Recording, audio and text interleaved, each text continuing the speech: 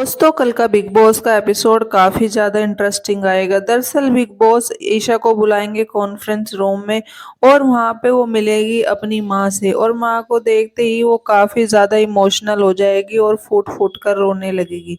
दरअसल वहां पे ईशा की माँ ईशा को बताएंगी कि आप जो है खो गई हो कहीं ना कहीं।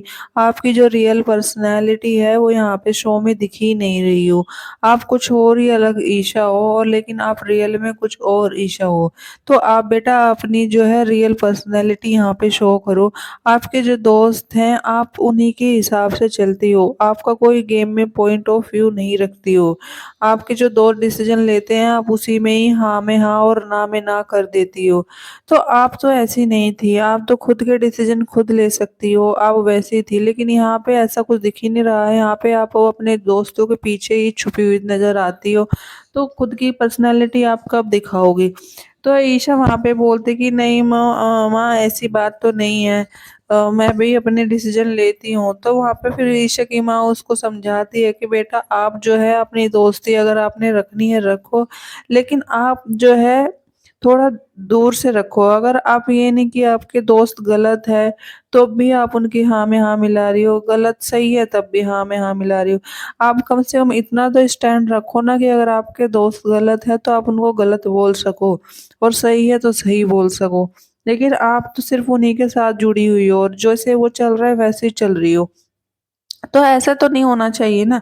ये तो गेम अपने स्टैंड का है, अपने पॉइंट ऑफ व्यू रखने का है, लेकिन यहाँ पे आपका ऐसा कुछ भी पर्सनालिटी नजर आ ही नहीं रही है। आप जो ईशा थी वो ईशा यहाँ पे हो ही नहीं आप।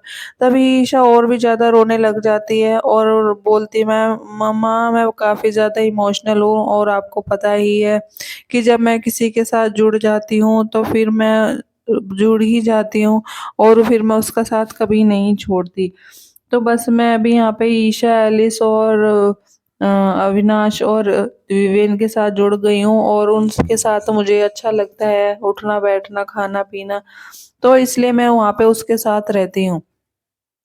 तो वहाँ पे उसकी माँ बोलती है कि बेटा मैं आपको सिर्फ इतना समझा रही हूँ कि आपको अगर उनके साथ रहना भी है तो आप रहिए, पर अपने पॉइंट ऑफ व्यू रखना मत भूलिए। आप अपने पॉइंट ऑफ व्यू तो रख सकती हैं ना। आपके दोस्त अगर गलत है तो क्या उनको गलत नहीं बोलोगी?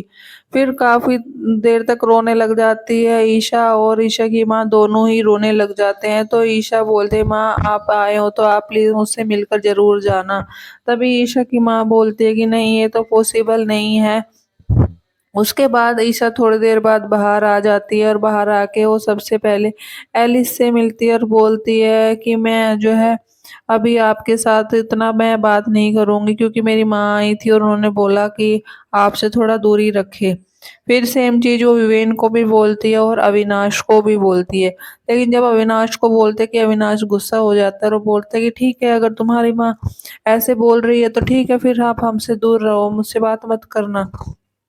तो ईशा यहाँ पे और भी ज्यादा रोने लग जाती है। एक तरफ तो उसकी माँ ने बोल दिया कि अपने दोस्तों से दूर रहो, दूसरे उसके दोस्त भी बोल रहे हैं कि ठीक है तुम्हारी माँ बोल के गई है तो हमसे दूर रहो।